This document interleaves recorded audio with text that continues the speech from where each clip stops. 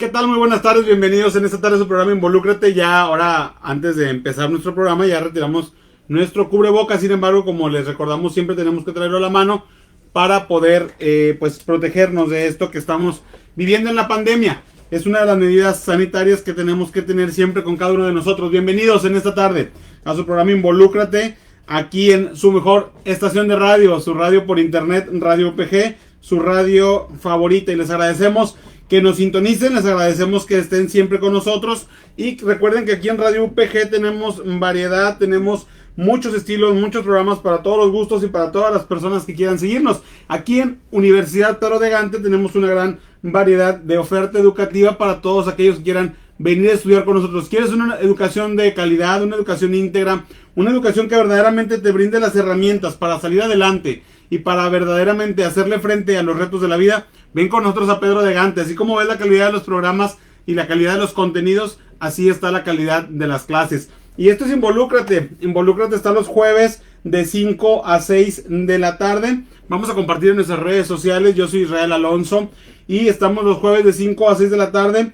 Nuestro objetivo, nuestra intención de este programa, que empezamos por ahí del mes de mayo, junio del año pasado, en plena pandemia, pues es justamente llegar hasta cada uno de ustedes con educación cívica o educación social para cada uno de nosotros, de los miembros de la sociedad, para todos los niveles de la sociedad, para todas las edades. Es importante que todos nos involucremos, que todos estemos participando activamente en la vida social de nuestro país. Y hemos tocado temas o tratado temas de desarrollo humano y tratado temas de interés social, ya que si no tenemos un correcto desarrollo humano, o si no tenemos una actuación directa e íntegra de la persona, como persona pensante, como persona razonante, que pueda tomar decisiones de una manera correcta ante la sociedad, pues difícilmente tendremos resultados favorables o resultados positivos. Y es por eso que aquí en Involúcrate tenemos estas dos líneas de trabajo, o estas dos líneas de programa, ¿no? Que es el desarrollo humano, para poder entender la importancia de saber quién soy yo y cuál es mi papel, y después como sociedad, y después como participación ciudadana, para que ya entendiendo eso, ya teniendo una comprensión y una visión más amplia de lo que es nuestro papel, nuestra obligación fundamental, entonces ahora sí podamos nosotros ser más maduros en la toma de decisiones y en lo que estamos nosotros pues hablando y compartiendo. Y por eso aquí en Involúcrate estamos abordando estos dos tipos de temas, estas dos líneas de temas, ¿no? Y antes de empezar con el contenido, le agradezco a el rector Fernando Garza, rector de la Universidad Pedro de Gante, quien nos da la oportunidad de abrir este espacio, quien nos da la oportunidad de poner esta infraestructura, de permitir que podamos llegar ante ustedes. Y para esto, pues también al licenciado Enrique Sánchez, director de la cabina, quien hace la parte operativa, quien nos permite ahora sí llegar ante todos ustedes, quien nos apoya en el aspecto técnico y nos está asesorando y aconsejando sobre qué es lo mejor para estar siempre con nosotros, con la audiencia. Y bueno, pues aquí en Involúcrate puedes hablarnos, puedes llamarnos.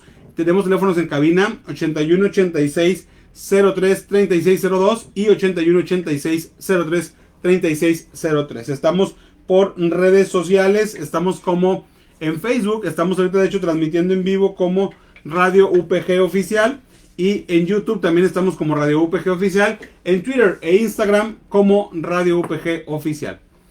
En YouTube Radio UPG, Twitter e Instagram Radio UPG Oficial. O bien por internet, directamente por internet nos puedes sintonizar en la página de la Universidad Pedro de Gante, www.upg.mx.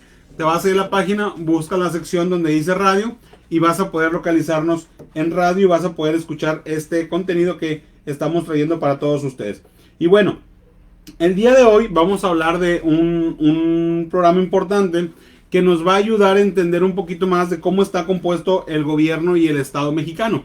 El gobierno mexicano, el poder ejecutivo de nuestro país. La semana pasada, si tú recuerdas, estábamos hablando sobre lo que era la división de poderes en nuestro país. Es decir, estábamos hablando de cómo es que se estaba organizando y cómo es que se estructuraba el poder dentro de nuestro país y decíamos que, bueno, en nuestro país es un poder llamado poder tripartita, son 3 poderes de la Unión, en donde cada uno tiene su trabajo o su labor diferente, en donde cada uno de los 3 tiene una tarea fundamental y responsable. Siendo un resumen así rapidito, pues uno de ellos era el Ejecutivo, el primero, que es el que ejecuta las leyes, que justamente es el presidente de la República, y todo su equipo de trabajo. Y junto con ellos, pues viene todo lo que viene siendo el trabajo de oficina, el trabajo administrativo, y hoy vamos a hablar justamente de eso, de la administración del Estado mexicano. Entonces, en el papel del gobierno federal, la administración se divide en varios órganos y en varios organismos, que vienen siendo los organismos independientes, que los vamos a ver autónomos, no habían dicho autónomos, los centralizados y los descentralizados. Dentro de los descentralizados vamos a ver las ramas que salen como las paraestatales. Y vamos a ver a qué se refiere cada una, cómo se compone cada una. Vamos a hablar de instituciones o comisiones que a veces hemos escuchado y no sabemos cómo es su composición o cómo es que se va integrando, qué jurisdicción tiene, hasta dónde tiene permiso o permisión y sobre todo cuál es el fundamento jurídico para que pueda existir.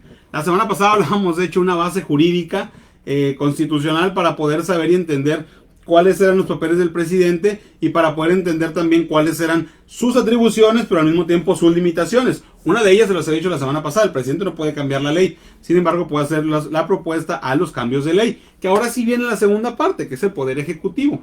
El poder ejecutivo es justamente aquel que se encarga, el legislativo, perdón, es la segunda parte, el que se encarga de legislar, de hacer las leyes, de crear nuevas leyes, de crear nuevas reformas, nuevos decretos, cambiar las existentes, poner nuevas leyes y empezar a mover y empezar a hacer todo aquello que vaya correspondiente con los reglamentos que rigen a la sociedad mexicana. Eso es la ley. Pero sobre ella existe la Constitución, que la Constitución es la Carta Magna. Y para hacer cambios constitucionales, depende de la línea del cambio constitucional. En su momento lo vamos a ver, estamos invitando ahí constitucionalistas más profundos todavía, o que son expertos todavía aún más sobre estos temas. Y vamos a hablar sobre los cambios constitucionales de fondo, en donde hay cambios que sí hablan o que sí se referente o que sí lleva directamente a lo que es la necesidad de que sean varios estados, que sea la mitad más uno de los estados participantes en la federación para poder hacer los cambios constitucionales, que es todo aquello que vaya en materia de afectación nacional o utilidad nacional. ¿Quiere decir qué quiere decir? Todos aquellos cambios en donde se requiera y en donde se necesite un cambio de fondo que afecte a todo el país, entonces ahí se necesita que esté de acuerdo la mitad más uno, que son 16 más 1.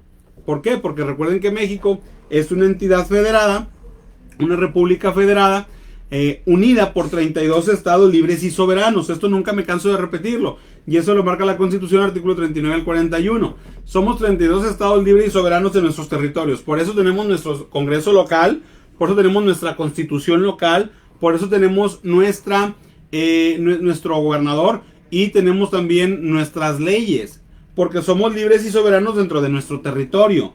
Es decir, no se puede no se puede hacer que en un estado que exista una ley haya o exista una ley diferente a la que rija que sea la misma ley en todos los estados, que es algo importantísimo. No se puede que rija la misma ley y no es necesario, porque ahí hay una cualidad que nosotros en derecho, los constitucionalistas, le llamamos la costumbre, que la costumbre es aquello aceptado por la ley debido a la práctica común y práctica diaria. Así como tú lo escuchas normalmente, que las costumbres y tradiciones de un pueblo, eso es similar o apegado al constitucionalismo. Es decir, cuando hablamos de la costumbre, hablamos que cada pueblo tiene sus tradiciones, sus orígenes, sus raíces, todo su antecedente, tiene lo que le ha sucedido, tiene al alcance todos sus detalles y tiene al alcance toda su historia, y eso es justamente lo que permite a cada estado libre y soberano poner justamente el hecho de la costumbre interna, que esta costumbre interna se va a basar justamente en cada una de las prácticas y de las actividades tradicionales de los pueblos. Y te puedo poner muchos ejemplos, ¿sí? No es lo mismo, por ejemplo, la forma en que celebran, no es lo mismo la forma en que tienen una visión, a lo mejor en un estado como Guanajuato, o en Yucatán en el sur, o en el norte, que a lo mejor en Nuevo León. Entonces, tenemos diferentes costumbres, tenemos diferentes tradiciones, y eso es lo que hace que cada uno tenga su propia constitución, y es lo que hace que cada uno tenga sus propios artículos, sus propias leyes, ¿sale? Entonces, para poder hacer un cambio de fondo de la ley federal, de la constitución a nivel nacional, tenemos que hablar de la mitad más uno. De los 16 estados sería 17, 32 más un estado. Y es ahí cuando se habla de un cambio a la reforma energética, de un cambio a la gasolina, de un cambio de precios, de un cambio, aumento de impuesto. ¿Por qué? Porque es algo que termina afectando a todo el país. No es algo que termina afectando nada más a unos cuantos. ¿Sale? Entonces, aún así hay leyes federales. En su momento vamos a ver un programa en donde hablemos sobre la constitucionalidad de las cosas y al mismo tiempo sobre las leyes aplicables. Porque la constitución es una cosa, las leyes vienen más abajo y la constitución te dice qué y la ley te dice cómo. Y el código procesal, el código ya sea penal, penal nacional, de procedimientos penales o el código civil, te dicen cuándo y de qué manera, en pocas palabras. Entonces, ahí tenemos que ver cuáles son las atribuciones, ¿no? Pero bueno, hoy vamos a hablar les digo, de la conformación del Poder Judicial, de la conformación del Estado mexicano y de la autoridad del Poder Ejecutivo. De eso vamos a hablar. El Poder Judicial es otra rama, es la tercera rama que también la mencionamos, me quedó pendiente de mencionar, es Ejecutivo, Legislativo y Judicial. Es importante que sepamos esto, mi gente, porque si no sabemos, si no tenemos el conocimiento y si no tenemos la base jurídica y el contexto, entonces no vamos a saber qué vamos a elegir el próximo 6 de junio, ni cada 3 años, ni vamos a saber exigir cuentas o exigir que nos rindan cuentas nuestras autoridades por el trabajo que están haciendo o que deben de hacer, que esto es algo que pues nosotros tenemos que tener presentes en el día a día.